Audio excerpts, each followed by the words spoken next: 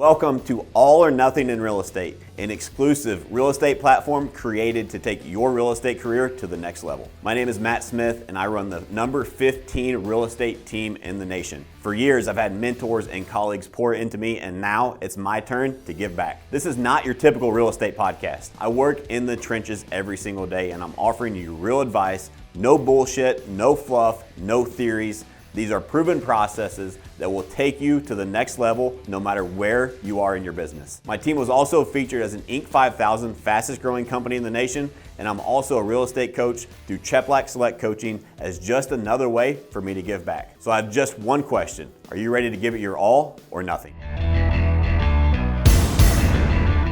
Welcome back to All or Nothing in Real Estate. This is episode 19, Adapt and Overcome in a Changing Market. As always, I've got my co-host Colin with me. Ladies, I'm so sorry. You can't see him. He's not on camera, but I promise he's here. What's up, guys? I had to give him crap. He did say, well, I guess the female viewers are going to have to wait because I'm not going to be on camera. So, sorry, ladies. His haircut's looking good. You're missing out. And then also I've got Ryan Reagan, the COO of Matt Smith Real Estate Group. Ryan, say what's up. Hey, guys. I'm glad to have both of you guys here. Let's just dive in and talk about how to adapt and overcome in a changing real estate market. I think we can all agree everywhere across the country, change is coming. And so let's help our audience get out in front and how to adapt and how to overcome a changing market. As a matter of fact, I look at a changing market as the biggest opportunity. A lot of people kind of panic, and I kind of go into the changing market, and we're going to break some of that down today on how you can actually maximize your opportunities and overcome a changing market and use it to your advantage. Yeah, I think there's always opportunity and change if you're willing to adapt. If you're not, you get left behind. That's not where you want to be. 100%. It's either adapt or die, right? Change or die. Yeah. And so when the market's changing, if you keep doing what you've been doing, you're going to keep getting what you've been getting. And so let's start with, it's very important to note, a lot of people, especially if you're newer to the business or you maybe forgot what the real estate market used to be, the last 2 years is not normal. It's been easier to sell real estate than it's ever been. Interest rates are extremely low. Demand went through the roof. Then we had low inventory, so every house you list gets multiple offers. It's been a changing market to the benefit of the real estate agent, I would say. And so even coming off of that into what I think the market is changing and adapting to, you're going to have to get back to stuff that maybe you forgot how to do. Yeah, I think that's important to point out because you really do. In this business, you get so in-depth in the day-to-day business, the tasks that you've got to do every day to help clients, that you do tend to forget like what it used to be like. 100%. You forget how you had to work years ago. It's just different. Yeah. So I'm gonna play out a scenario here. I did this with my own team, and so I want to take you guys through this exercise. If the market were to drop 25 or even 50% tomorrow, how would that affect your business? Think about that for a minute. If you had news right now, I know the market's going to drop 25% tomorrow, or in some markets 50% tomorrow, what would you do? If you don't have an answer for that, you're listening to the right show. We're going to give you some advice, some insight to help you adapt and overcome when and if and when that happens. So there are markets. I'll just give you an insight. The 50% sounds extreme. I've got coaching clients. It's almost 50% year over year. Their market is down. So this is from the trenches, guys. This is actually happening. And it's not to scare you. There's still, like I said, in a change, Ryan said it too, in a changing market is the hugest opportunity. So we're going to help you maximize that opportunity in today's episode. So first tip I have is be prepared, right? Just be realistic that, hey, when the market changes and the market shifts, be prepared for it. If you don't know how to prepare for the market, then the market dictates your success. And if the market dictates your success, then you have zero success. Our success is not dependent on the market.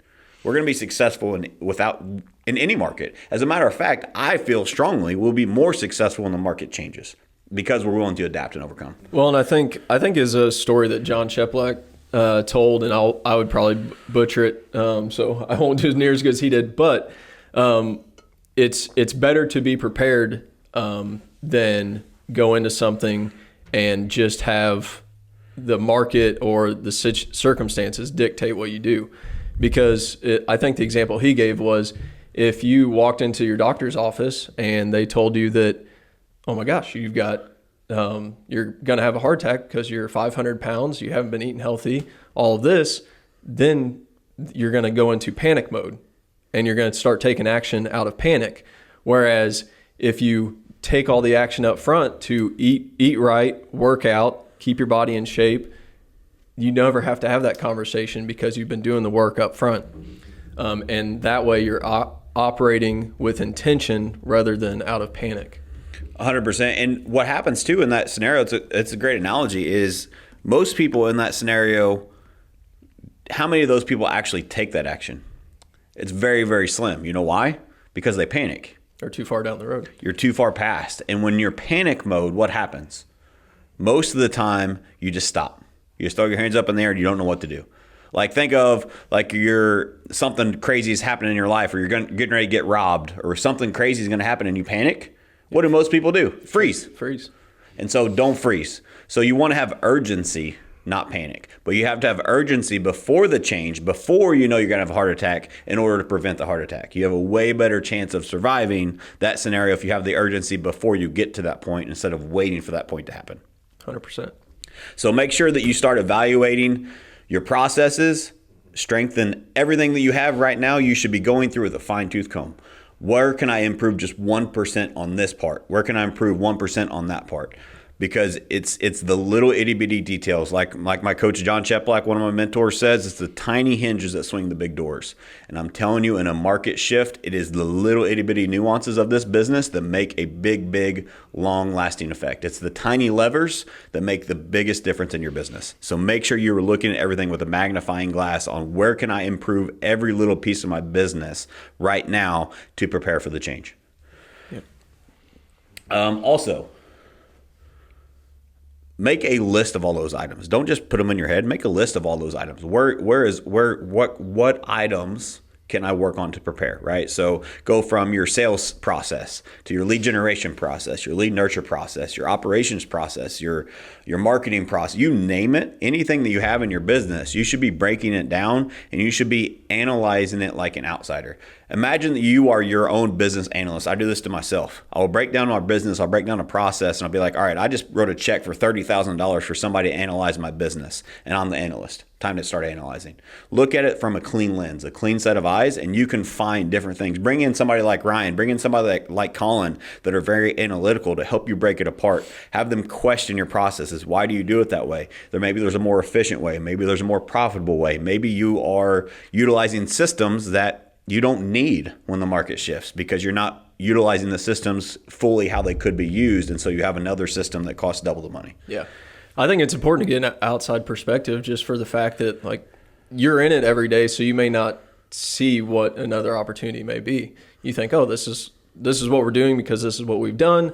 Or at one point, this was the best solution. And sometimes getting a second opinion and they ask, why do you do this? Why do you use that system instead of this system? You're like, I didn't know that one existed. Yeah. Maybe that is a better option. And it may be cheaper, maybe more efficient.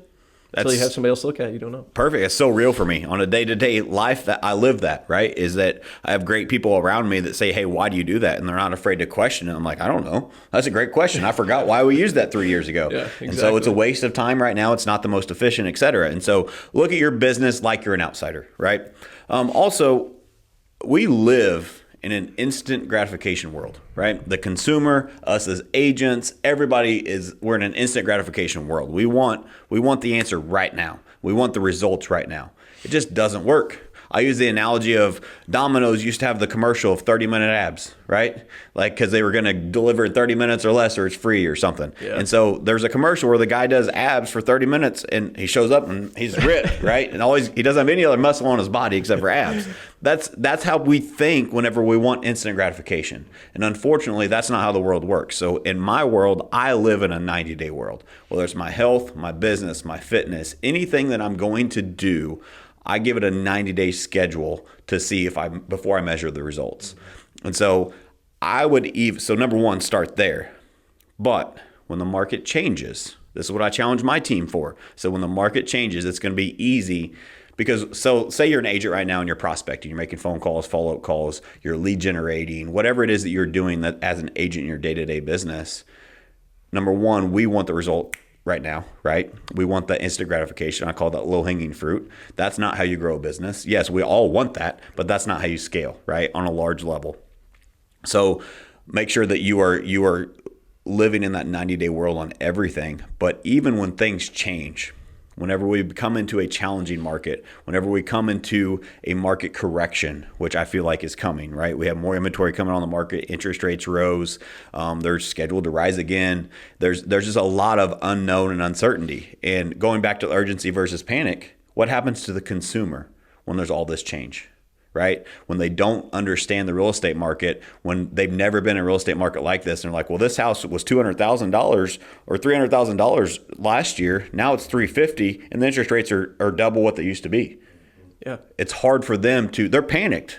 Yeah. When they're panicked, they're not going to take action. Right. And so just make sure that you are living in your 90-day world. I would even say when things change, when this market shifts and corrects, you may have to do that work on a daily basis for 6 months before you see the result. Are you willing to let that go longer? Are you willing to? Most people aren't willing to do the work for 90 days. Say you're on a fitness challenge, you're on a health challenge, you're prospecting or follow up or video text, whatever initiative you're doing in your business or in your life, most people won't give it 90 days.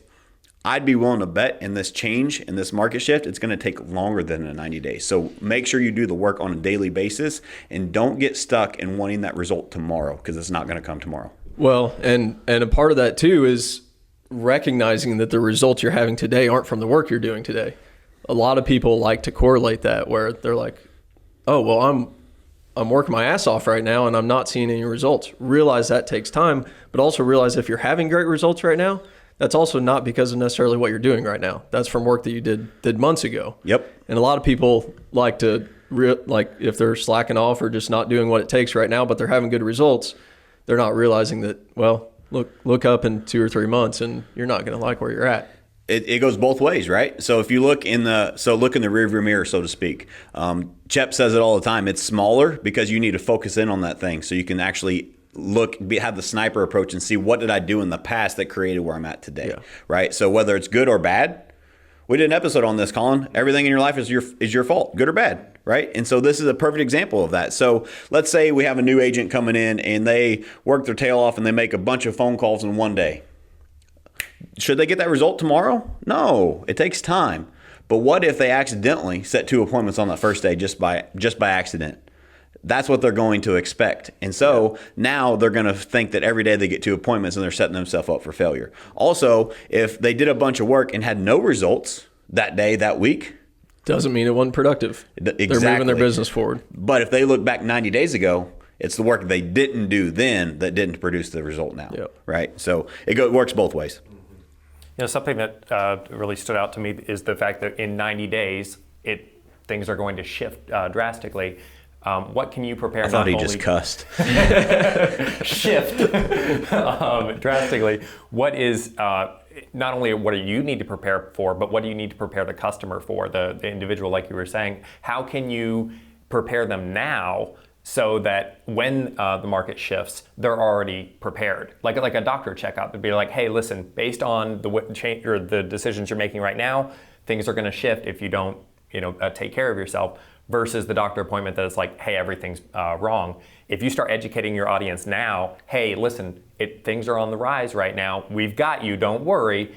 Expect that these things are going to change, and when they change, we're here for you. This brought a quick tangent. It's such a great analogy. Thank you, Colin. On that, make sure as a real estate professional, you are educating the consumer. That is your job to educate the consumer. And it's not your job to just give them the good news. Give them the bad news. Give them the real information. That's how you build trust with the consumer, is whenever interest rates go up. We did a video, said, yep, interest rates went up. They sure did. I've been telling you for 6 months they were going to go up. You should have listened, right?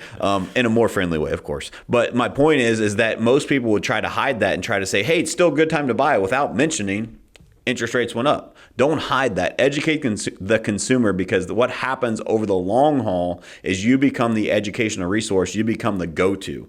I've said this for a long time. I want us to be looked at like we're the news source in our area. Like you can come to us for everything because we give you the truth. and it's not the news you see today, right? It's the real news. We give you the actual truth, the actual what is going on in your real estate market, because we are trusted and we give them the right information. So yeah, because the clients are going to hear information, bits and pieces from random places anyways. You want to be the source of that, and you want to make sure that it's accurate information, because if they're not educated on the process, they're not going to take whatever that next step is. And if you're not giving them that education, that's your fault. They deserved the best service, and usually the best service is from educating them so they can make the next step in the process, whether that's them buying a house right now or not, or selling a house. It may not be a good time, but they need to know that information. 1,000%. That's how you build trust. How many people are scared to tell them, oh, you shouldn't buy a house right now, or now is not a good time to sell? Too many, unfortunately. Because they want the right now business instead of the long-term relationship. Yeah. Right. That's why one of the many reasons why we are growing as fast as we are growing is because we're not afraid to tell the consumers now is not a good time. Yeah. I'm not saying that that's what's going on in our market, but if that was the case, I would have no problem blasting it everywhere. Wait, hold off. Let me throw out an analogy for that, because this is absolutely applicable to the vast majority of individuals. What mechanic do you trust? The one that says, oh, you need to fix this up, you probably need a new air filter, you need this. When my mechanic says, hey, so your air filter is kind of bad right now, but you don't need to change it out, that builds so much trust in that moment that it's like, oh, he's got my best interest at heart. He's like, hey, this piece here, I can get it for you new, or I've got a piece that will also work and fit in this here. You built so much trust there that it's whatever that person says then, 100%, I'm like, let's do it. We're going down a rabbit hole here of a whole different episode. I love it. But real quick on that, Colin, let's paint this picture. Say that mechanic gives you that truth and says, I don't need to sell you a $50 air filter. I could, but it just needed cleaned out. And as a matter of fact, I cleaned it out for free. It's on the house. We'll see you next time you need something. How much business am I going to recommend to him? All of it. How much money did they make in that sale? Nothing. Zero. How much time? They spent a little bit of time working on that, figuring it out, and they didn't charge you a thing. But you were going to be a customer for life, number one, and you're going to tell all your friends. That's the mechanic you need to go to. A lot better than the one that tries to sell you like headlight fluid. So blinker fluid. Your blinker fluid's low. I think I'm running low on that, actually. Yeah. Colin's making a note over here. But no, the point is that that mechanic, that real estate agent, could have done something differently to get a sale that one time. Yeah. But that's not what it's about. It's about way more than that. The lifetime value of a customer is way too high. Plus, it's just doing the right damn thing. Integrity means something, right? Yeah. All right, we're going to have to do a whole nother episode on that. The lifetime value of a customer. Yeah. That's a good one. All right, let's get back into this. So 90-day timeline, and be willing to stretch that out in 6 months when changing and challenging markets come, right? I wrote this down too. This is going to be one of my new quotes. You can't outmarket a changing market. So a lot of people think, oh, well, I'm going to, and me included, I'm one of these people, and I had to fix my mindset, is you can't just double your lead spend in order to beat this market. It takes more than that. That may be part of the equation, but you can't just rely on, I'm going to create more leads. I'm going to double down on this. I'm going to double down on that. That's not what's going to win. It's not just marketing. Marketing is very important, but you can't outmarket a changing market. That's how people go broke. So you have to be smart. Maybe part of it is you need to double down on some lead sources. Maybe you need to remove some. Maybe you need to find a new lead source. Maybe you need to do some branding plays. Maybe you need to slow down on your branding plays. There's a lot of different things you need to look at and analyze, but don't just rely on writing a bigger check to overcome this market, because you're going to have to, it comes down to two things. It comes down to action and the skill set. That's what's going to win in this market. Your actions that you take on a daily basis, are you willing to do more actions? And in that 90-day example, wait that 6 months for the results of those actions on a daily basis. Also, what are you doing on a daily basis to increase your skill set? Because what you did 6 months ago, a year ago, 2 years ago, to get 40 sales, 50 sales, may not be the same action. If the market drops 25%, if the market drops 50%, and you had 50 sales, that same action is going to produce you 25 sales. Yeah. Are you willing to do 50% more action? Because it's going to take that.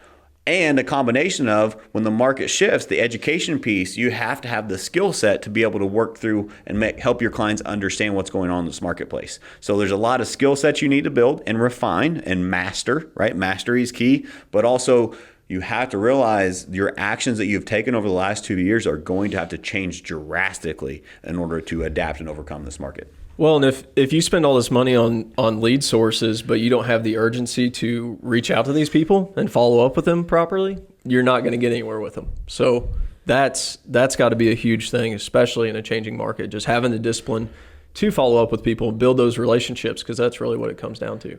1,000%. And what's cool about it is, you guys heard it from me, right? In my opinion, the two biggest things are action and skill set. That's what's going to win in a changing market. How to adapt and overcome a changing market, take more action, develop more skill set. Sounds simple, but it's not easy, right? And so the cool part about it, though, is you don't have to rely on a new lead source. You don't have to rely on all this because it's in your control.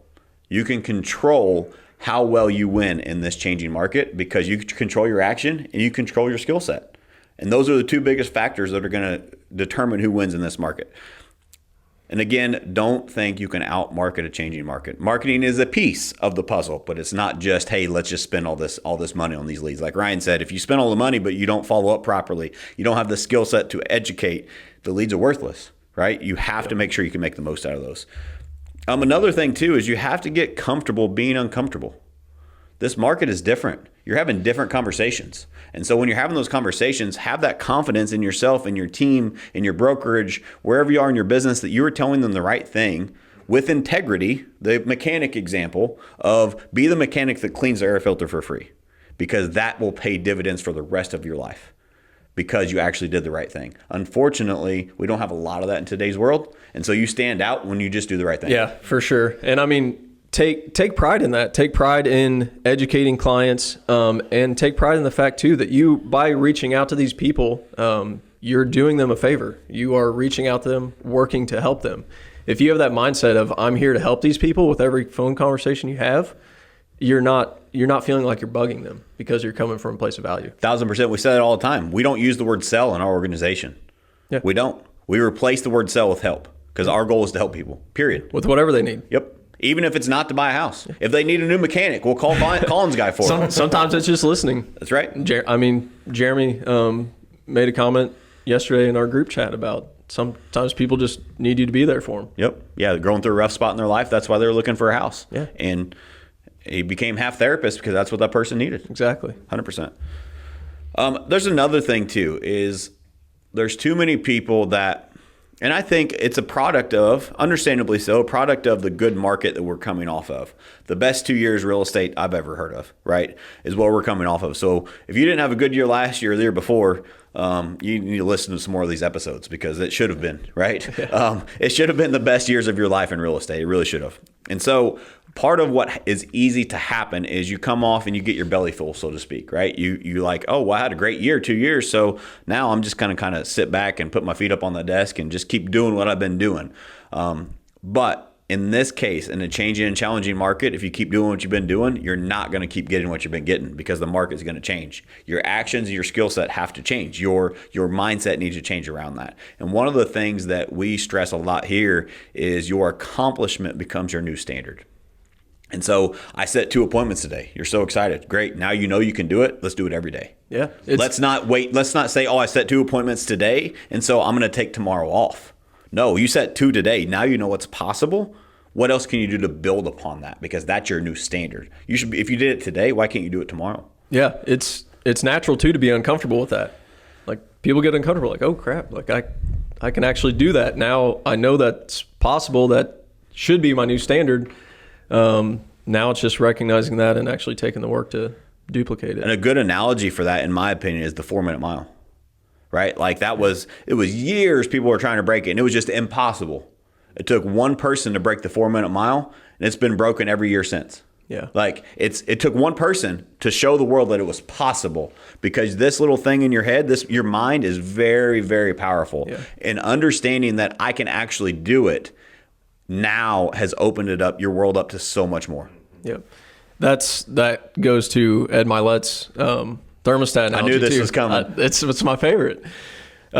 He goes into it as, a lot of people, any part of your life, you've got a thermostat set at a certain temperature. Like in real estate, you may be in 80% or 80-degree person. In fitness, you may be a 60-degree person.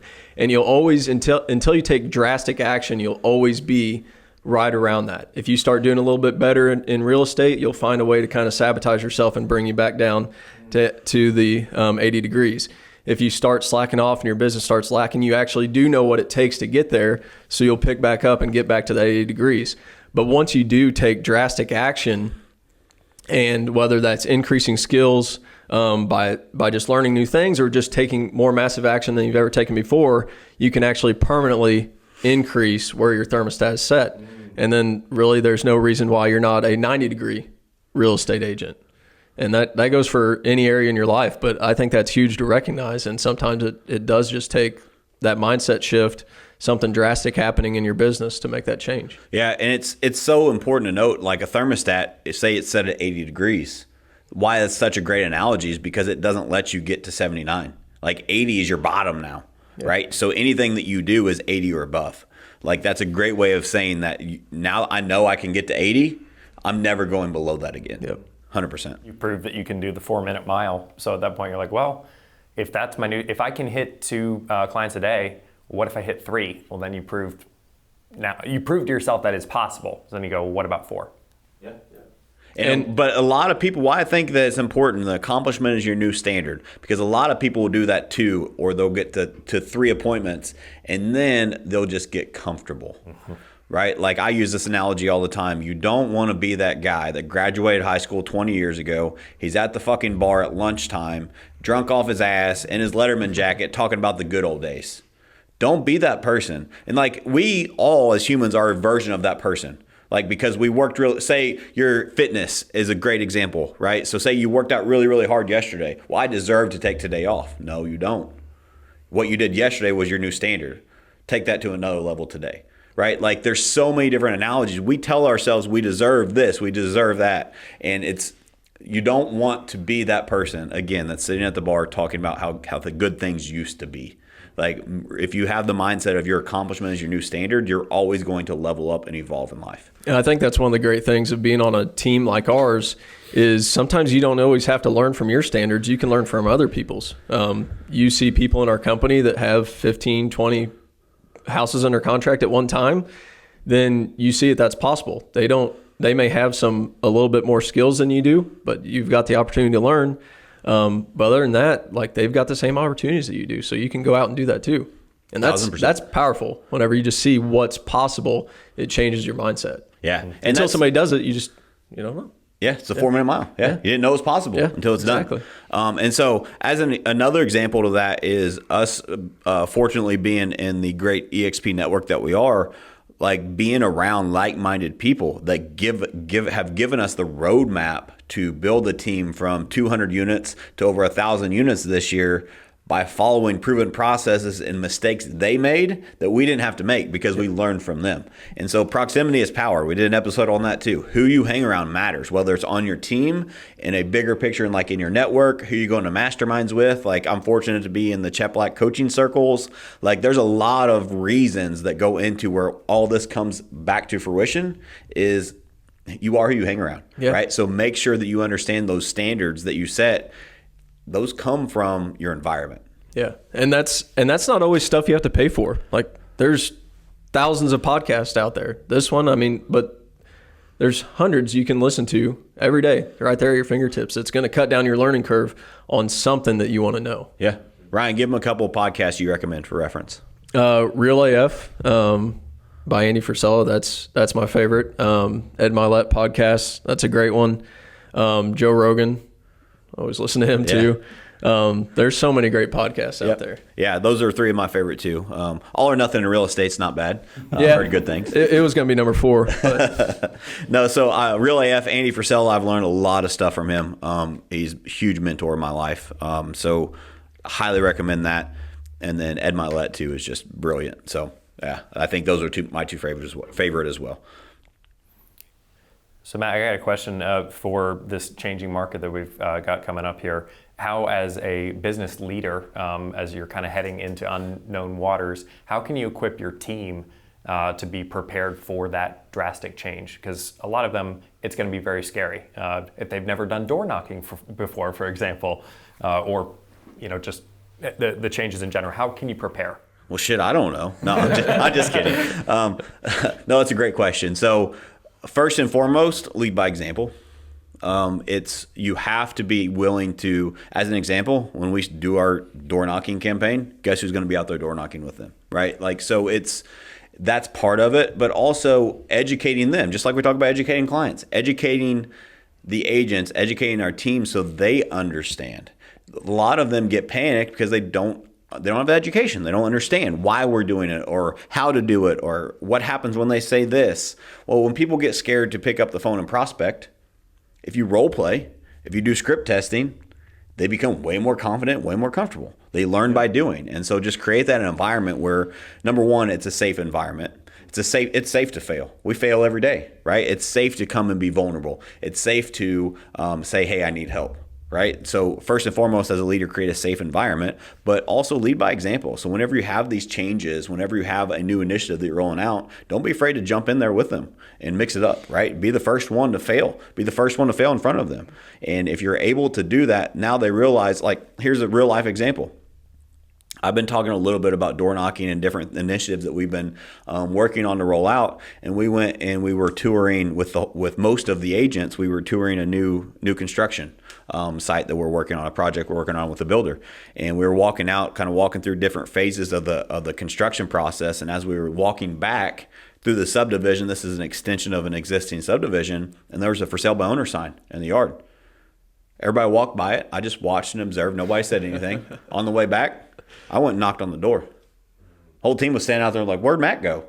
I was trying to talk to the owner about how can we help them sell their home, right? Like I was the first one who went up there and knocked on the door. I didn't have a script. I didn't have nothing. I just wanted to talk to them. I know that we can help you, right? They didn't answer the phone. The next day, phone or the door? They didn't answer the door. They may have answered the phone, but they didn't answer the door. There was a little dog there barking at me. That was all they got. But the point is that I wasn't afraid to go take action, right? And show them like, hey, there's nothing wrong with doing this. Yeah, and I think just having a conversation, because like I said earlier, like you want other perspectives.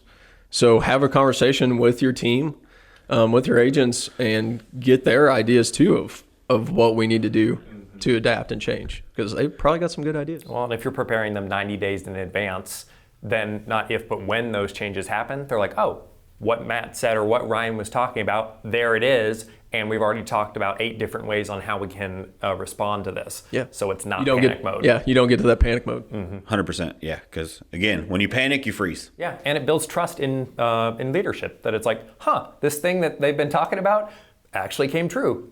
Whatever they're talking about now, I can probably trust that as well. If not, absolutely can. A whole nother caveat to that. There may be leaders out there listening right now that they haven't had this conversation with their team. Hey, here's what's coming. Here's what we need to do to be prepared. Because they're scared they're going to lose people because people are going to panic. It's going to happen.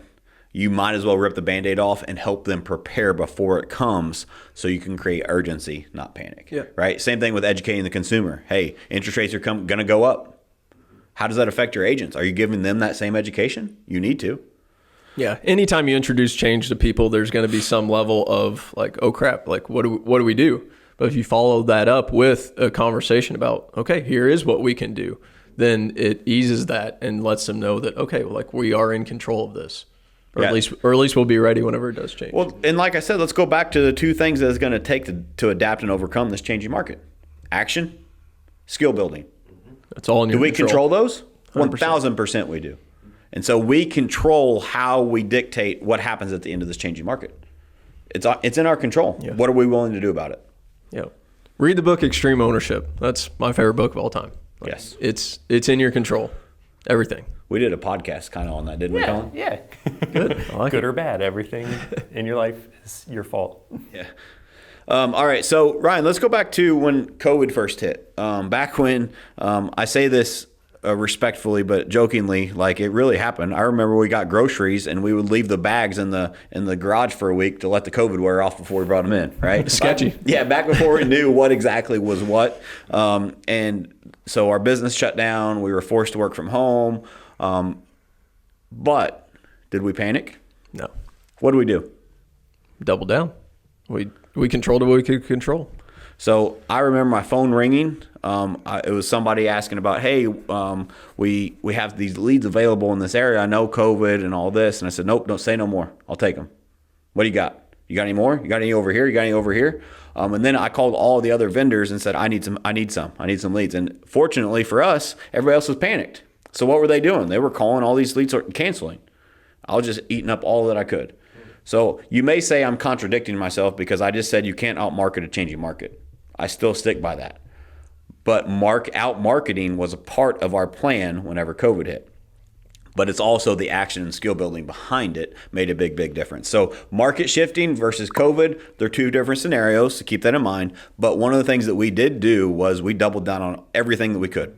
We were all chips on the table. We also adjusted and implemented some new strategies. So you're not allowed to see people face to face. We have technology. We did 3D open houses, live virtual open houses. The first 4 houses that we did sold.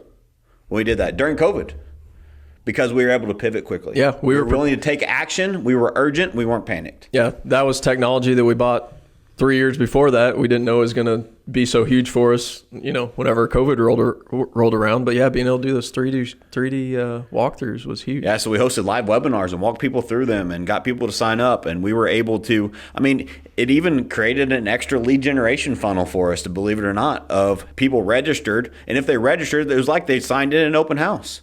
They just registered to see it from their living room, probably on their beanbags eating Cheetos. I don't know. Yeah. But they sold the houses, right? And so we were able to we were able to be urgent and pivot quickly so we did not have to panic when the market shifted. And so make sure that you are thinking, what can I do to be proactive versus reactive in this market? Well, and for the first month or so, business eventually got better, but for the first month or so, there was a lot of wait, maybe we don't want to buy or sell right now because there's just so much change. Oh, we went through so much. So we want to talk about hurdles and obstacles. The hurdles and obstacles wasn't the leads or opportunities. It was everybody in the world was panicked. Yeah. So try to talk to a seller about putting their home on the market whenever we're not allowed to leave our houses, right? So don't let me paint this wrong picture. That's a great point, Ryan. It was difficult, but we still every day putting in the work. Yeah, but that doesn't stop the conversations. So you think, oh, nobody's buying or selling right now because everybody's panicked. That doesn't mean that you quit calling people. Your conversation's just different.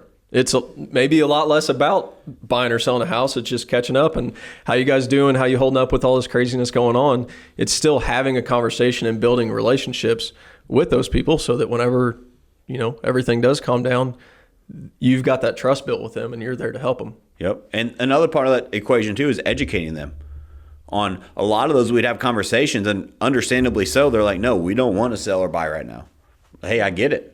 We could have turned and pressured them and convinced them now is a good time. No, it's not our job to convince anybody of anything. It's our job to help them understand and make a decision for themselves, right? But to Ryan's point, just because people weren't ready to buy or sell doesn't mean we stopped calling. Yeah. If anything, we called more because there's more people we knew we could help. And so we went on offense instead of on defense. And so that's what you have to do. That's action and skill building. We had to build a whole new skill. We had to talk with people about COVID. We didn't know anything about it, right? We had to understand it, educate, and we had to take more action because what happened whenever COVID kind of started loosening up is our business exploded. Most real estate agents did too because of the market shift, but ours way more so than the market because we had all that backed up listings and buyers and all that were all right. Now we're ready, and it just like the floodgates opened. Educate them on what you know, but also be transparent with what you don't know or what you are speculating on. I think that's important that they do understand that difference. I think about one client that I was helping buy a new construction house, and whenever COVID set in, he was terrified that he was really overpaying for the house at that point. He wanted to renegotiate and drop it like $20,000 or something. And we educate them like, hey, we see from what we're seeing, we expect that this is going to be short term. There's going to be more people PCSing here and the market's going to recover. And if he would have backed out at that point, he would have missed out on the tens of thousands of dollars of equity that he's built in these last 2 years. Yeah. And not to mention the enjoyment of his new home. Yeah. Right? An awesome house. Yeah. So on that too, let me just be very clear. My professional and personal opinion is we are not in for another market crash. No. Right? So I'm not saying the sky is falling. I am saying it's going to change. And I want to help you guys get ahead of the change. So 2008 this is not 2008 2.0. No, this is supply and demand issue. Yes, exactly. And it's also an inflation issue, right? And so the real estate economy got so hot they had to slow it down. Like it's the exact opposite of 08. That's what's going on. But it is going to cause some change and adjustment. So we're trying to help you stay ahead of that. I just had to say that. The market's not going to crash, so don't panic. If you do, let me know, and I'll take your market share. Just kidding. Kind of. But maybe. Yeah. Let's go back to last couple of years. It's been really easy to be an agent, right? Interest rates have been very, very low. Inventory has been hard to come by, but when it does, boom, it's gone, right? It's been very, very interesting. It's had its own set of challenges, multiple offers and different things. But if you go back the last 2 years, I'd be willing to bet historically, and especially in our market and a lot of other markets like ours and other markets from people that I coach, it's been the best that they've had, right? The markets are, it's just insane. The increases in sales price, the increase in transaction amount, it's everything around has just been like, oh, smooth sailing for real estate agents. The world goes up in smoke with the pandemic, and then it's great to be a real estate agent, right? And so what we're trying to do is I want to reframe your guys' brain and your mindset to realize that just because it was good then doesn't mean it's going to be good and easy now. And you're going to have to adjust and get ahead of these adjustments. And let's say we say the market's going to drop 25%. And you made this list we talked about of all these things that you would change or adjust or do differently if the market adjusts 25%. And let's say, the market adjusts 10%. Did you waste your time by figuring all that stuff out? Or did you build more skill set and build more momentum for when the market changes anyway? Yeah, you're further ahead than you would have been by not taking those actions. So in short, don't be that Astrid Cole. Don't be that Karen out there that says, well, my market only dropped 18%. Oh, well, Karen. Good job. Yeah, good for you. Congratulations, but these tips will still help you. And so I also want to talk about, one of my coaching clients, I'm fortunate to be a real estate coach, and that's where a lot of the stuff comes from, guys. This isn't theory, right? This is, we are acting in it every single day, and so are a lot of my clients. And so one of their business dropped about 50% year over year, meaning in the market right now, there's 50% less opportunity than there was last year. Drastic. Cut in half. Yeah. I said this to my team, and I'll say it to you guys. I wish I could trade him places. You said that to him too. I did. I wish I could trade him places because you know how much freaking opportunity is in that market right now? How many people are panicked? Well, how many real estate agents do you think are panicked in that market? All of them. 50% in a year? That's huge. That's crazy. I don't know what it did in 08, but I'd be willing to bet it's pretty close. But it's not 08, so there's opportunity coming, right? It's going to get better. And so I look at opportunity when things go crazy. And so when your market shifts, what is your mindset? Are you going to be the one that sits back and panics? Are you going to keep doing things? You're going to panic. You're going to keep doing things the way you used to do them, or you're going to be like us and adapt and overcome. Yeah, and I think if you are, if you're an individual agent or just a person in general that doesn't have that mindset that you're going to take, these changes and these opportunities and make the most of it, you need to completely reevaluate. If you're not on a team with a team leader like Matt that takes those challenges head on, you need to reevaluate who you're with. Because there's a lot of comfort from my seat as a COO knowing that I've got somebody like Matt that has that mindset in leading this team, and everybody else in the company feels that as well. There's not panic, there's not chaos, there's confidence that we've been through this, we'll get through this, we'll come out even better than we were before, and that's powerful. 100%, and there's no doubt in my mind saying it. Yeah. Like it's not, I feel a little bit arrogant or cocky saying it, but I'm willing to do whatever the fuck it takes to win. Yeah. And I mean, I'm willing to do whatever it takes. Winning's fun. Yeah. Winning's more fun than fun is fun. Yeah, exactly. Who was it that said that? I think that's Ed too. Yeah. So anyway, thank you, Ryan, for that. That's a huge compliment coming from you. I appreciate it. I couldn't do it without the amazing team that we have and the support system, everything that has happened and all the people that have poured into me. But it's a mindset thing. That's where it comes down to. And again, We titled this Adapt and Overcome in a Changing Market. Action and skill building. That's what's going to do it. So make sure you look at your business as a business analyst. What things can I remove? What can I change? Where do I need to double down? What do I need to remove? What do I need to add? Look at it from an outsider's perspective, look at your business like it's going to drop 25% tomorrow. Not saying you have to do everything you list out, but at least now pick out your top 3. Start there. Now do 3 more. And start pulling things away based upon that, and then make sure you back it with the action and skill building, and I promise you'll be in a better place in your business. Yeah, and I don't want it, we've mentioned this a couple times, but I don't want this to get missed. It comes down to educating and building relationships. If you've been in this business any time at all, you've probably had one of your friends or people you thought were your friends buy a house with somebody else or sell a house with somebody Ryan else. doesn't have friends. That's right. That's on you if that happens. You can get as pissed off as you want at them, but that just means that somebody else educated them more than you did. And that may just be that they didn't know that you could help them buy a house if your name on the sign, your name wasn't on the sign. Yep. That's your fault. So build relationships and educate people, and you will have the business that you want to have. And accept responsibility. Yeah. Sounds like 3 of our first 3 core values. Yeah, exactly. Funny how that works. Ryan, is there anything else you want to close this out with? No, that's the main thing I wanted to hit on. Actually, I'd like to throw a question for both of you guys. So we talked about this before. Whenever there's a big change coming, there's 3 different ways to respond to that big event that's happening. So you got Agent A, Agent B, and Agent C. I wrote that down at the bottom here. Yeah. How'd you know? So do you want to talk about that a little bit as far as this big change here? It definitely sounds like you know which agent you are.